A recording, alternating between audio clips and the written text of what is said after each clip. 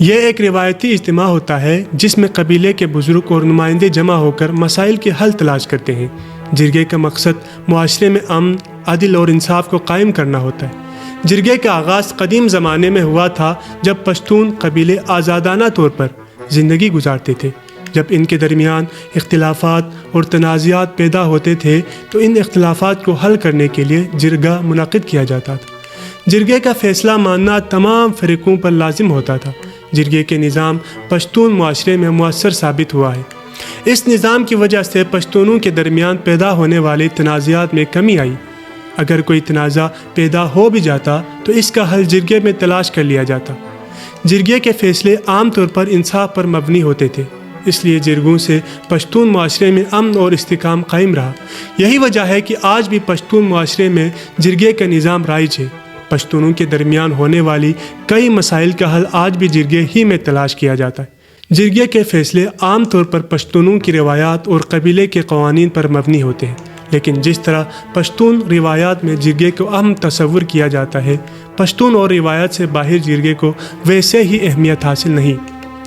یہی وجہ ہے کہ غیر پشتونوں کی طرف سے اکثر و بیشتر جرگے کے فیصلے پر تحفظات کا اظہار کیا جاتا ہے، جس کا ایک مظہر ہمیں قومی جرگے سے متعلق اس وقت دیکھنے کو ملا جب قومی جرگے کے قومی عدالت سے تعبیر کیا جانے لگا اور اس پر مختلف طبقات کی طرف سے رد عمل کا اظہار کیا گیا۔ خیبر پختونخوا کے ضلع خیبر میں 3 روزہ پشتون قومی جرگہ جاری ہے۔ اس جرگے کا باقاعدہ کوئی ایجنڈا تو سامنے نہیں آیا، تاہم شنید ہے کہ 3 روزہ جرگے میں پچھلی 2 دہائیوں سے صوبے میں جاری دہشت گردی، لاکھوں افراد کی نقل مکانی، لاپتہ افراد کے معاملے اور معاشی صورتحال پر تقاریر ہوں گی اور آخری دن مشترکہ اعلامیہ جاری ہوگا۔ پی ٹی ایم نے ضلع خیبر میں 3 روزہ قومی جرگے کا اعلان کیا تھا، جس کی منصوبہ بندی ابھی جاری ہی تھی اور خیبر پختونخوا، بلوچستان اور پنجاب سے عمائدین اس جرگے میں شرکت کے لیے آ رہے تھے کہ وفاقی حکومت کی طرف سے پی ٹی ایم کو ملک میں امن اور سیکیورٹی کے لیے خطرہ قرار دے کر کالعدم قرار دے دیا گیا۔